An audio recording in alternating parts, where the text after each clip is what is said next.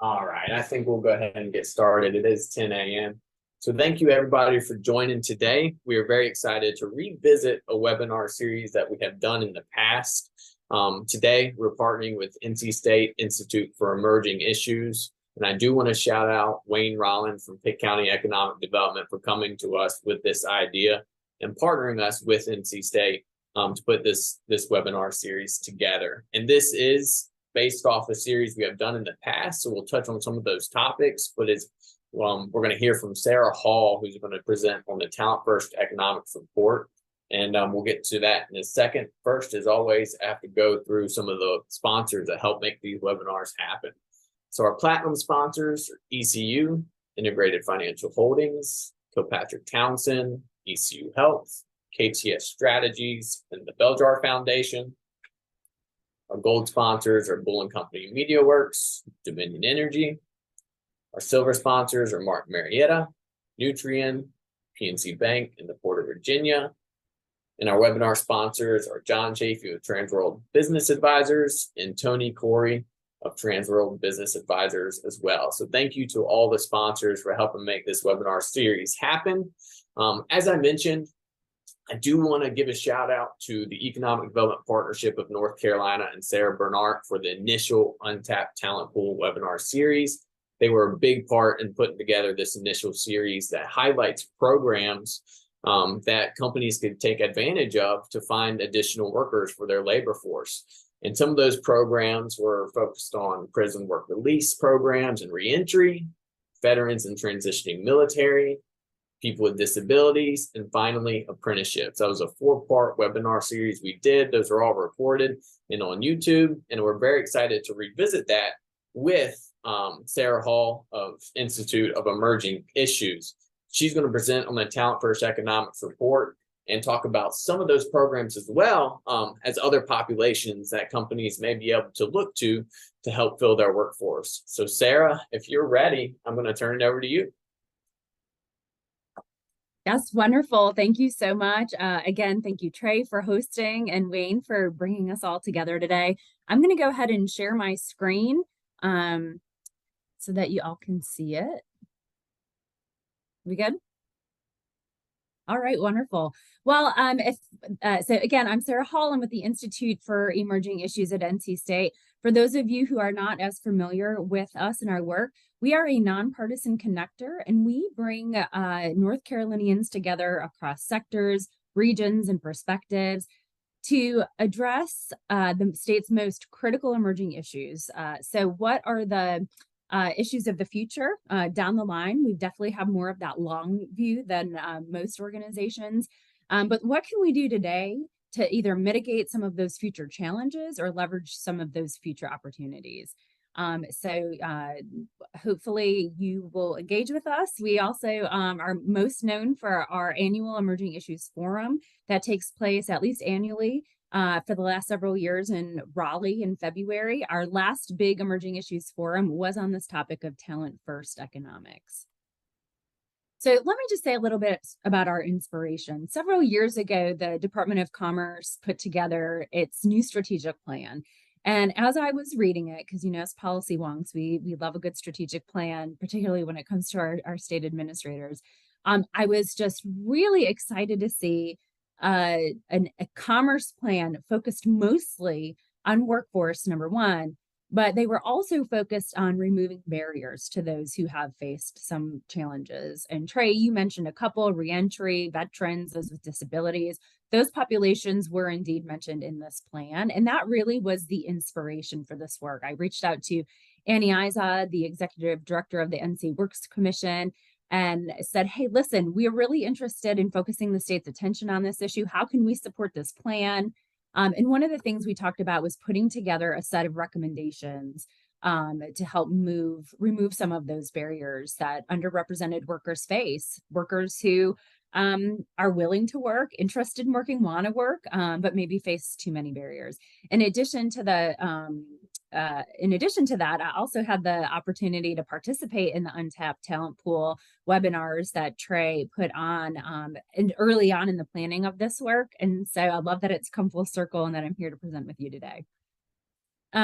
So in addition to the groups that have already been discussed in the Untapped talent pool, so those with that are justice involved or sort of these reentry issues, transitioning military and their families, and then those with a disability or neurodiversity, that's a new term for you. Think about things like autism and other types of disabilities in that space.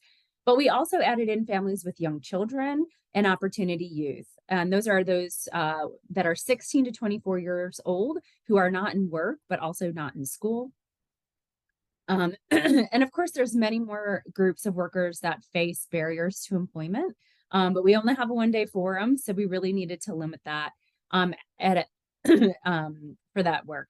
So one of the things we did is we put together a task force. So the Institute for Emerging Issues, again, we're not sort of like a think tank. We don't do our own research. I mean, we do research, but we don't kind of come up with these recommendations on our own. We're a convening organization. And so we brought folks together from all across the state that could help us by representing those 5 groups. And we wanted to be really intentional about bringing those that had that systems level experience. So maybe they worked at Commerce or for a workforce board or run a nonprofit. And also those who we identified as having recent or current lived experience. So for example, those that have been in the criminal justice system, those who currently do have young children at home, etc. And so we also asked Annie Izod with the NC Works Commission to co-chair that, along with a gentleman named Philip Cooper, who calls himself a change agent. He's a workforce equity advocate out of the western part of the state. And we engaged with him because he is someone who, again, he's a workforce advocate, but he also was formerly incarcerated. He did have a disability and was an opportunity youth, and then does have 2 very beautiful young children. And so we engaged with them, again, to represent this idea of systems level expertise and those with lived experience. They met 4 times over the fall to really come together with what are the key challenges, or at least, 3 to 4 challenges that you think North Carolina is ripe to address right now? And then what are some of those tactics for recommendations and tactics that we think we could start to, move the needle on now as well? And so for many of these groups, they have been working and advocating in their own space for years and decades. And so it wasn't necessarily the idea to have them create something new, but more if we were going to provide you with a statewide platform to share the issues that in recommendations you think are most important, what would those be? I mentioned there 5 groups is certainly not every single group that experiences barriers to unemployment. So at our Emerging Issues Forum, we also had sessions on older adult workers and some of the challenges they face. Bilingual, bicultural workers. These are 2 folks that were from, I believe, Lenore Community College. And then rural workers. And of course, many, many more than that. These videos are all on our website. And so if you're interested in looking at these video briefs, they're about 20 minutes a piece, you can access those on our website. All right. Well, before we dive into the recommendations, I do want to share that we also created a set of data briefs. So 5 different data briefs on employment. Unemployment for each of those groups, and you can find those at our website. I think Trey's going to go ahead and put that in the chat, and those are great. Talks a little bit about nationally, state of North Carolina data, and whatever we could find about their current employment opportunities and challenges and assets. So do dive into those. And then I believe Trey will also be dropping in the link to actually download the recommendations report. I'm not going to go through each and every single recommendation and tactic. I think that would just take much too long, but I've highlighted a couple of key points here. And I do want to leave ample time just for a discussion about what you're seeing and hearing in your community. So be prepared to engage later on. So the first group that I want to talk about is our Justice Involved group. They identified 3 key challenges. So 1, systems that are just difficult to navigate, workforce reentry programs being under-resourced, particularly for those boots on the grounds organizations, and this idea that public safety fears limit opportunities.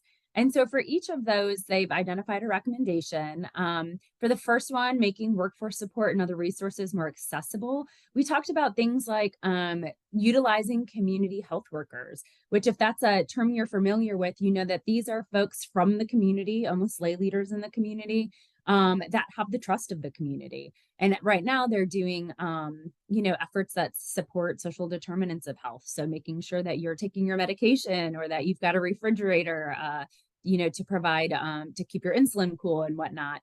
But community health workers, because they are that trusted voice in the community, they also can be really great connectors with the workforce. And we had a couple of folks, particularly, in fact, one of our co-chairs, Philip Cooper, is a community health worker, and has been able to build trust with those in the community as well as employers.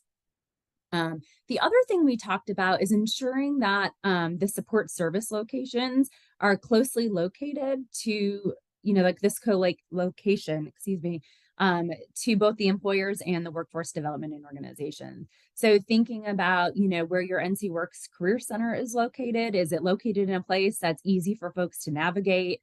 Is it near the community college, for example, where folks might be taking training classes? So really thinking about proximity. And it's not only important for making it easier for the individual who is seeking service, but it also helps those providers, those service providers, sort of identify needs in real time and then have access to the programs, employers, that can help them problem solve and forge a path forward. The next one is around the reentry programs being under-resourced. They came up with two ideas for this one. The first idea is, again, we've got a lot of boots on the ground organizations that have the trust of the community. And, they tend to be smaller staffed organizationally. They might not have a grant writer on staff, or like the large administrative operational sort of back end to be able to file the reports and all of that. And so thinking about what can sort of these intermediary community organizations and funding organizations do to make it easier to pass along funding to these boots on the ground organizations, or at least maybe braid some of that funding that's coming down from the state and federal government. So those smaller organizations are maybe getting one grant that incorporates many different components, or what we call braided funding, so that they don't have to apply for 5 different grants with 5 different deadlines and reporting requirements. So that's something that we're really interested in. In fact, we are working with the NC Works Commission to put together some resources for those local career centers to be able to help braid some of that funding that come down from different sources. And the other thing was really about funding pilot programs led by those with lived experience. We heard that time in, time out, that through the local reentry council. So having some pots of money to let them pilot what they think is going to work best for their community. And then the public safety fears limit opportunities. Really this idea around a lot of folks who've been in the criminal justice system have faced trauma, and have, dealt with other sorts of issues that are really around these social determinants of health. And so to reframe the issue of those coming out of reentry as folks who have been impacted by the public health system as opposed to public safety. And if we think about them as human, in that regard, might we change and limit some of that bias in working with them? And so the other thing, and I didn't put it in the chat, but I will get it to y'all at the end of this, is there's a great handbook about using people first language. So for example, when we're talking about those that have justice involved, maybe don't use the term ex-offender, but really talking about who they are as people. And so there's a great little guide that some university has put together that helps you understand and gives you some prompts for what that people first language could look like. The next group was disability and neurodiversity. They had several challenges as well. And I promised you I wouldn't go one by one, but here I am doing that. So I will kind of quickly go through these. But when it comes to disability, again, we heard a lot about the systemic bias that limits access to meaningful work. And so again, this group really wanted to employ the Department of Labor's employment first mindset, and the notion that if we start integrating those with disabilities with the general population early on, like in the K-12 school systems, by the time these individuals get to the workforce, it's not just such a stark difference of integration. And so that's sort of that mindset. And then also just making sure that we've got funding for more of these individualized services. So this sort of gets to that braiding of funding, but also just making sure the funding pots are both more flexible and longer term. Someone might have a disability where they have difficulty seeing, and so they might need a driver, which might not be included in some pots of money, or there might be multiple issues that they're dealing with. So just having more of that flexibility. The other challenge is that employers need workers, but they're not always connecting with those who have the disability or neurodiversity. And so, one is just making sure that we're really making sure that these partnerships with employers are indeed partnerships, really focusing on that peer-to-peer learning. This idea that business leaders want to hear from those who've been through it. What did you learn? What would you not do again? It kind of minimizes their risk. And so having those peer-to-peer partnerships where they're sharing what's worked and what's not worked, and we're not always having to reinvent the wheel, and that the demand is not only on one employer to figure out independently. And then again, making sure that there's one resource, some easy navigation to support those services. So kind of having that one-stop shop, if you will, just to make it a little bit easier. And then the next one, developing workforce systems. This is an idea about really strengthening the ecosystem. And so having consortiums at the local level really focused on connecting those that work with those with disabilities and the workforce. So, what are you doing at the local level, like intentionally to talk about these issues and help, better connect these workers? Working more between workforce development boards and these human resource providers to help them connect disabled job seekers to those employment opportunities. A lot of those human resource officers understand very deeply what all the programs are, what the tax credits are, the business credits and whatnot, and all the support that's available. And then last, making sure that I already was sort of mentioned the funding service over a longer period of time.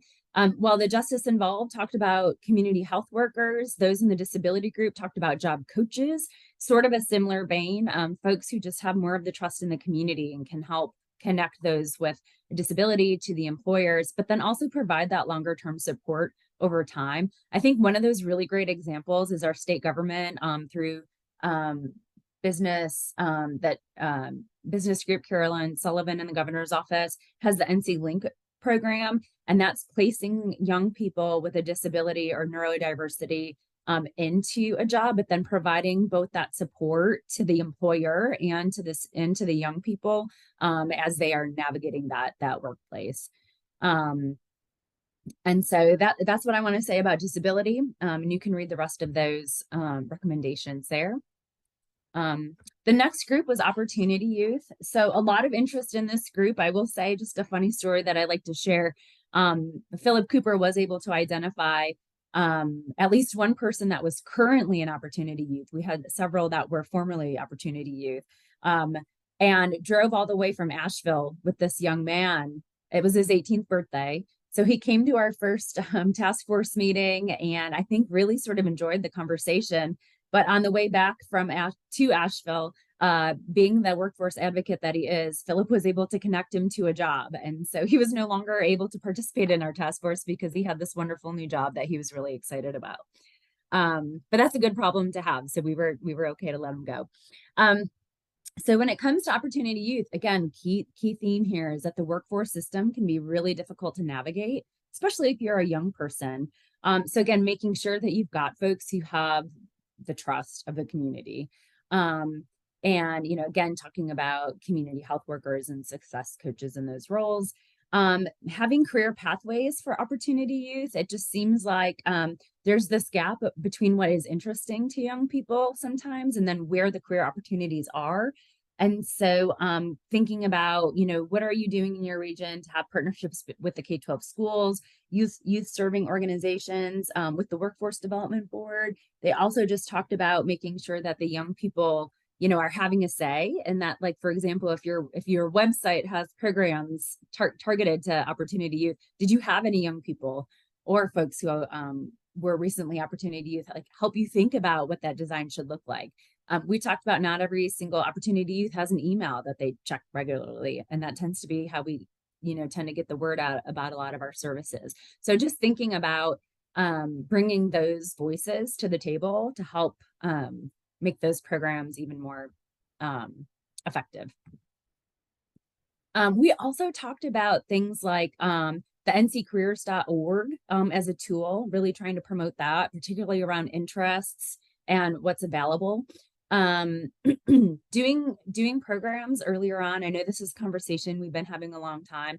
You know, what can we be doing with elementary school students and middle school students and high school students? Where can we meet them where they're at to get them interested in different programs? We talked about entrepreneurship. There's a program, for example, like the Ice House program that is run out of NC IDEA. It's all about entrepreneurship, but really it's about having those tools to be a good and productive, citizen. It's problem solving. It's working on teams and so on and so forth. And so thinking about exposing young people to entrepreneurship and those programs that fuel some excitement and energy in the region. And then again, I've already mentioned just making sure that young people are at the table, and not just the young people that we are fairly confident will move on to either higher education or a career, but those that maybe are at risk for not. And I will say each of your regions with My Future NC, if you're not familiar, is a non-partisan organization that is tasked with helping to promote 2 million more North Carolinians with a degree or credential by 2030. And so each of your regions actually has a My Future NC regional coordinator who wants to work with you in your community. And they care very deeply about Opportunity Youth.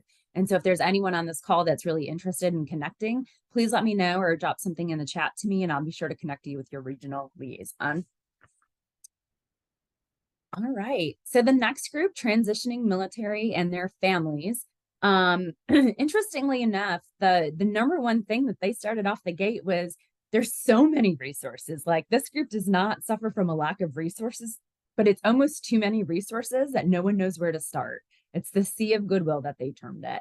And those resources aren't always available at times that are convenient for, say, spouses, particularly spouses with young children. So that was sort of kicked off their discussion. So one of the things that they think would be very helpful is some place of consolidated information that has all of the available resources. And not just for those military, folks pertaining to workforce, but maybe also other services that they're in need for, health services, behavioral health services, and whatnot. But to have it sort of be in this one-stop shop where they can go and say, I trust that this is probably the best resource for me to follow up with, given that I don't have a lot of time to sift through each and every one of them.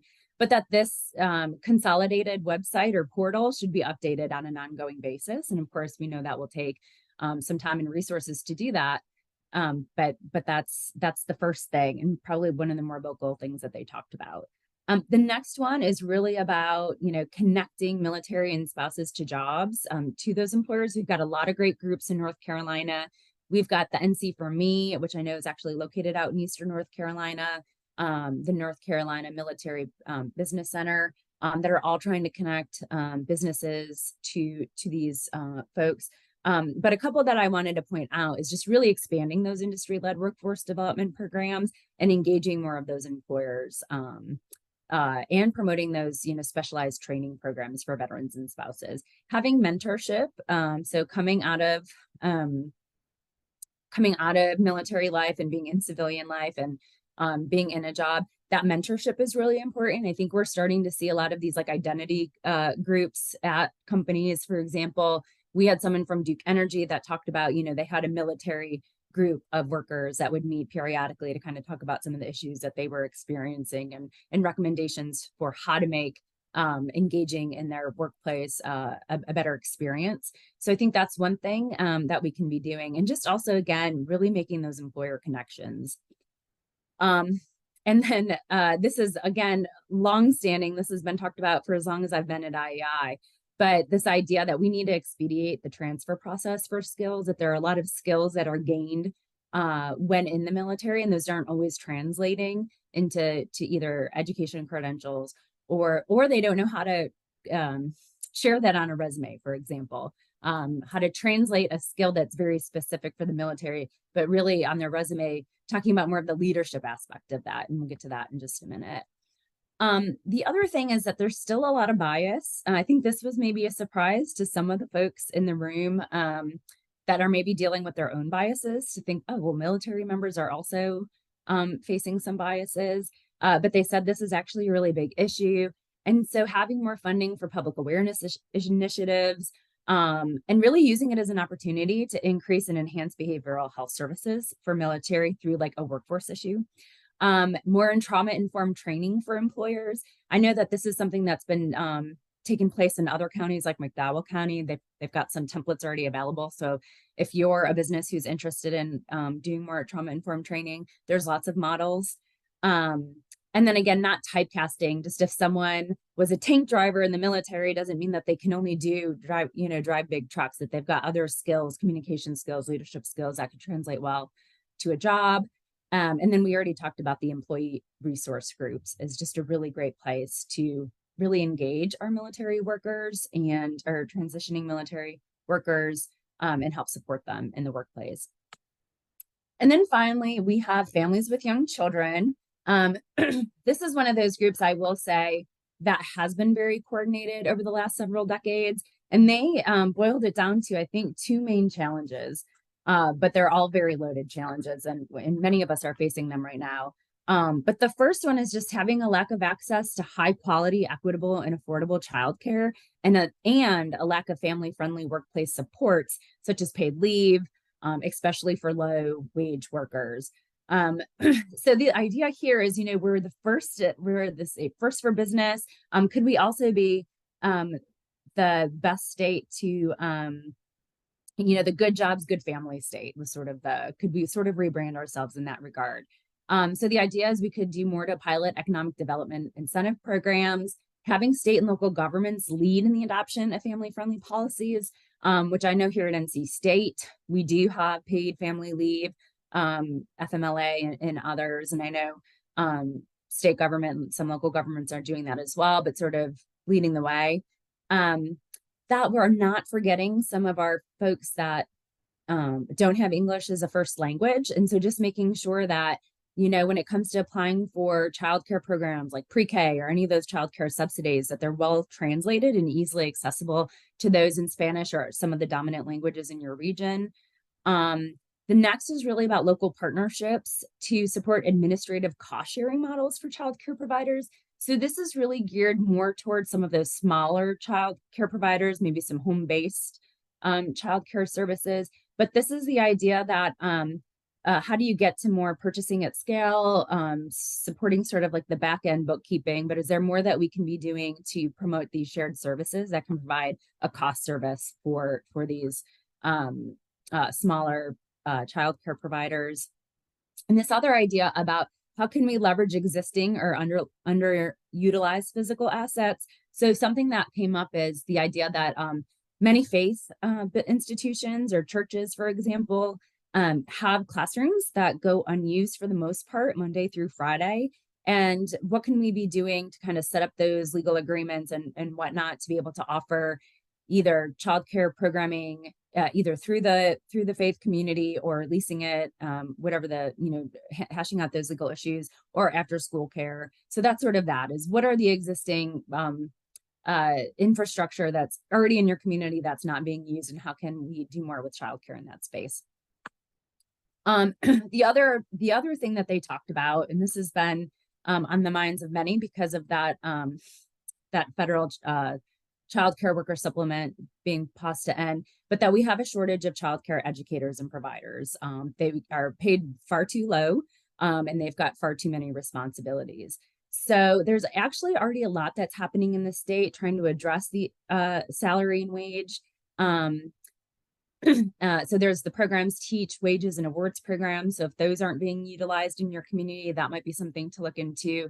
And then this idea that we just need to do more research on what a sustainable business model is. That clearly we don't have a very good childcare business model, but so to continue to do research and see if we can come up with something better. And then this idea that we could be doing more with dual language early learning educators entering the field. And so just making sure that we've got classes at our community college, for example, that offer dual language learning resources, and that we are partnering to really get that word out. So again, you have access to these recommendations and tactics. I am just going to share a couple of cross-cutting themes, and then I'll close with some questions for you as well and take any of your questions. But one thing that was really clear is that there were several themes that we were hearing across each of these different groups.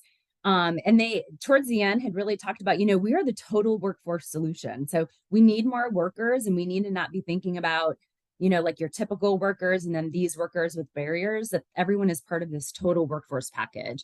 And so, again, I think, and again, I'll go through these quickly because you've heard me mention them, but making sure that resources are more accessible and are relevant to the population that they're geared towards. Creating comprehensive career pathways that are meeting the needs of the businesses and the underrepresented groups. That will happen by bringing those groups together and being in constant conversation about what those needs are and what those opportunities are. One thing that came up more so from our disability group, but agreed on by many, is let's revise our job postings. Let's try to reach a greater applicant pool by emphasizing the skills that are needed and maybe not necessarily just the degrees. And particularly for those with a disability, make sure it's easy to find, review, and complete. So just something to be thinking about if you're an employer who has a really comprehensive application process. Invest in the workforce behind the workforce. So of course we talk a lot about, we need more nurses, we need more childcare providers, but we also, again, need more community health workers, more job coaches, more of those with the trust of the community who can build those relationships with employers and better connect those groups over time. Creating the new funding models that make it easier for service providers to meet the unique needs of their underrepresented populations. So again, thinking about braiding fund, thinking about intermediary partners, thinking about, having more unrestricted sort of categories and a longer term period of funding. Creating opportunities for peer-to-peer learning among employers, service providers, and those workforce developers to come together. And then co-locate those trusted services with the workforce services. Again, influencing the support providers to meet the needs of underrepresented individuals. And particularly where transportation is an issue, maybe that just makes a lot of sense in those regards as well. So I'm going to go ahead and it looks like we've got some questions. Let me see if I can take those now. Let's see, David, what are the top 2 or 3 resources recommended to tap into and connect with? I would say that one of the first things that I would recommend is the Workforce Development Board in your region to see what services are available. Their community health workers, it has an association here in North Carolina. And so Honey Estrada runs that, and they are actually placing community health workers through the Medicaid expansion and other programs into regions. So that might be something to look into. I think honestly, reaching out to Philip Cooper in Asheville, he is so connected and can help you connect. He doesn't know Eastern North Carolina as well, but he knows the types of groups that you want to engage with. So I think that could be particularly helpful as well. And then particularly for those with disability, we have vocational rehab that works across every county. They can tell you about some of those employer credits or services that they can do to help offset some of the costs of those folks as well. And then of course your community college, I think, is doing a lot of work in this space.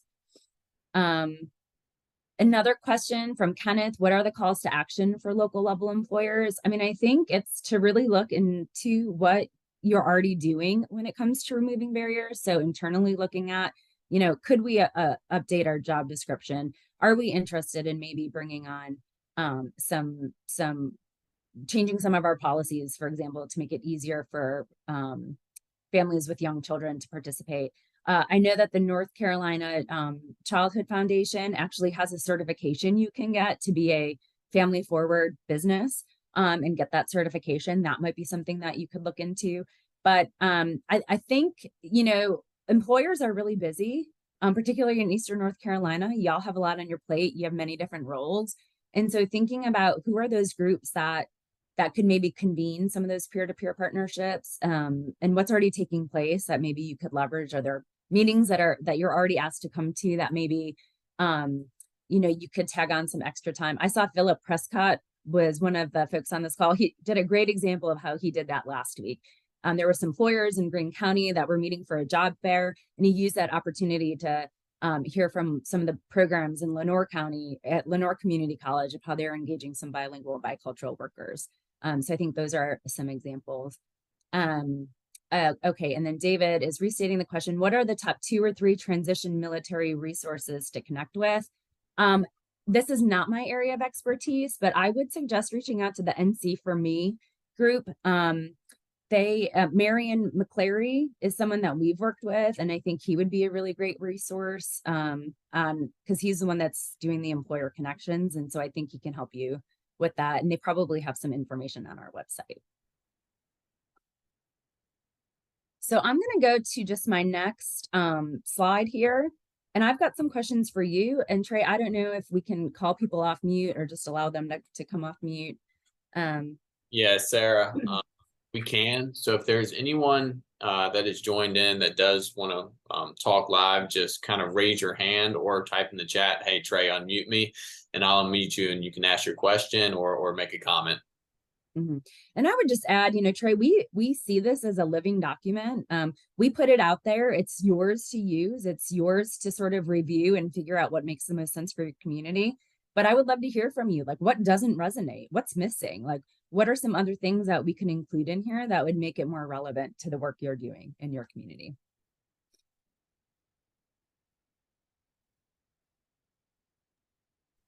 Wayne, if you're still on, I do want to call on you for a second to either address the Talent First Economics report, some thoughts you may have on the report, and also what you see in your work with existing industry in Pitt County. Thanks, Trey. Hello, everyone. One of the things that we have been working on pretty strongly right now is a shared transportation plan through on demand, kind of like an Uber, but much cheaper for our cities. We've got 10 cities, and most of them are outside of the Greenville area.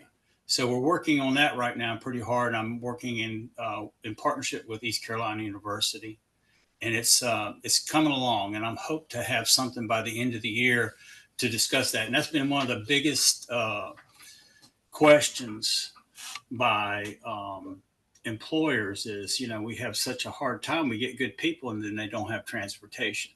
So we're working on that now. Hopefully we'll have some answers. I don't know that we'll have a plan in place, but we'll have some answers that we can take forward to the county commissioners to consider. The other thing is the foundational skills versus the workplace skills. And it seems to be some confusion as to what the foundational skills really are. That's reading, locating, and applied mathematics. And then there's the job specific skills. And so if you can marry the two, you assess the foundational skills to see the person's proclivity to success for your types of jobs, and then have a way to transition them and train them all the way through the pipeline. And there's certainly a lot of programs through the Workforce Development Board on the job training that you can be reimbursed for. If you find a person that really fits your culture, then what you want to do is get in touch with your workforce board and try to get an OJT contract before you make an offer to hire. That's really important. And once you get that done, it could pay you up to 50% of their wages for 6 months. So that's what I would say, Trey. That's what kind of comes to mind for us in economic development, is that finding these populations and then transitioning them. There's got to be a better way for us to do that. That's all I got to say. Thank you. Thank you so much, Wayne. And I think that's something is worth mentioning, and we discussed in some of the previous webinars we did with NCEs, is that some of these programs and populations, there is money to help out companies in hiring and taking a chance in some of these different populations. And to kind of, if you were interested in learning more about these various programs, I'd suggest reach out to either your local economic developer or your workforce development board. And just kind of talk through to see what some of the options may be to assist you in helping fill your workforce. I do want to pose a question to the audience. If there's any questions you have about wanting to learn more about these specific programs, let us know what those are. What are you interested in hearing more about? Is there something you have experience with that you'd like to share? Are there resources that may not have been mentioned that you'd like to share? Go ahead and let us know and type those in. And while people are thinking and maybe coming up with some additional questions, I do want to say that this webinar is recorded. I will process the recording and kind of pull together some of the links and resources that have been discussed and send those out in an email to everyone who signed up tomorrow. It'll also be posted up on YouTube as well under NC Alliance if anyone is interested in seeing that. So yeah. Trey, I did see that there was a question about the My Future NC regional collaboratives. I think we still have Cecilia on the call, and I would love to just give her a minute to inform folks about what's happening in those regions and how they can connect if Cecilia is still around.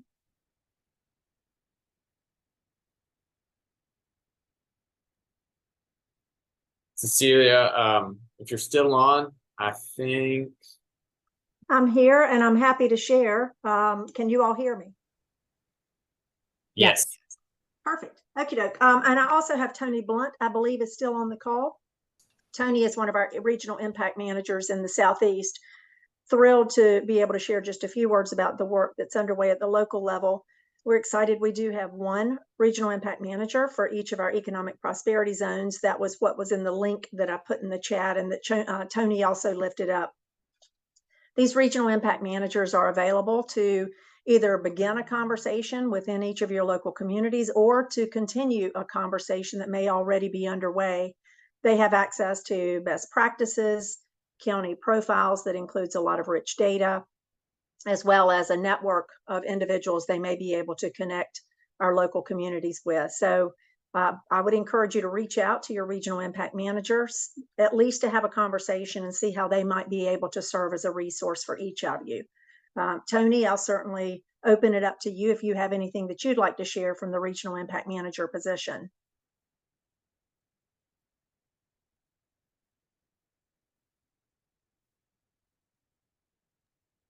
Tony, you're unmuted. Yeah, thank you so much. I was waiting for an opportunity to be able to say something. Yeah. So Cecilia, made a great point. We are all fully staffed in each prosperity zone. We are excited and encouraged by the number of outreaches that we get to speak to community organizations, educational organizations, and we're highly connected to our workforce development boards.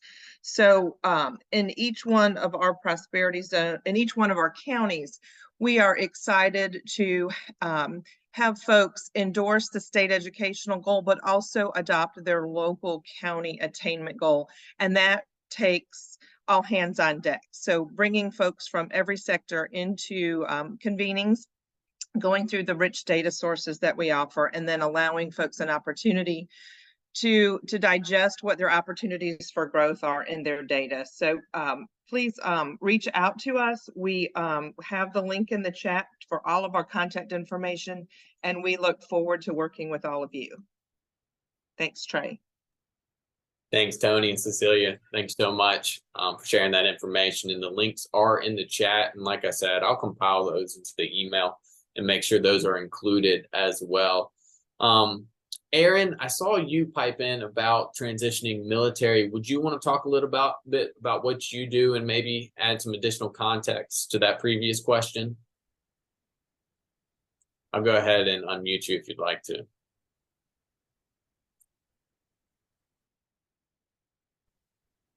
Great, thank you.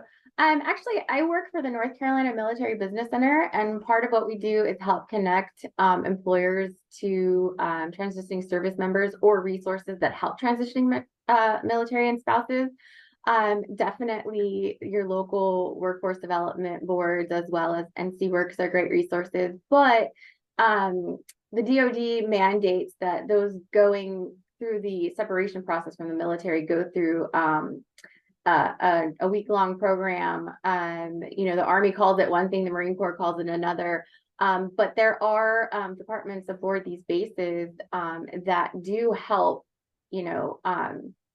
they either advertise jobs or they do base job fairs, things of that nature, as well as I know, especially in the Marine Corps, there's the family member employment program, which helps spouses get jobs. And then, we could go down that rabbit hole about, helping, like Wayne was talking about, OJTs, and, many of these moving spouses are eligible for Title I funding. So there are definite connections, and anyone in the workforce space in North Carolina would be happy to point you that way.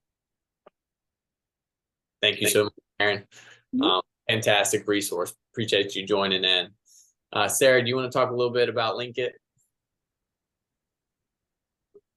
Yeah, I mean, I mentioned it earlier. There, Caroline Sullivan with the North Carolina Business Education Committee, and probably just BCE, NCBCE, has this Linkit program, and this is the one where they are placing young people with autism spectrum disorder in with employers, but they're also doing that employer training and also that job coaching with those young people. And so if that's something that a business on this call has been interested in, maybe engaging more with this population, this could be a really good resource where you're getting training as well as the young person that you're employing. Thanks, Sarah. Not seeing any more questions right now. I'll give another minute. I do see some industry that is on the call. So if there's any other questions that you may have from an industry perspective or some comments that you may have, please let us know, and I'll pipe in. I'll give another minute for that. Wayne, Sarah, anything else from y'all's standpoint? I think we've covered about all. It's just real confusing when you get in this stuff. Just remember, give us a call. We can help direct you.